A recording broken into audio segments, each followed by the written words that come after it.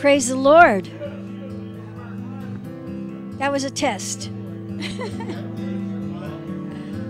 Father, we just thank you, and especially for this opportunity to talk to some people here in Massachusetts. We love you, and God loves you even more. And the only thing I'm going to say is I wish you could have been here tonight for our concert and for the many miracles that happened here tonight. And I pray that, I only have a few minutes, but I pray that anybody watching this, if you need the Lord, He's available and ready for you.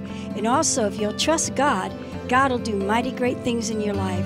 And at the same time, we need to pray for our country. I believe in God and country, very much so.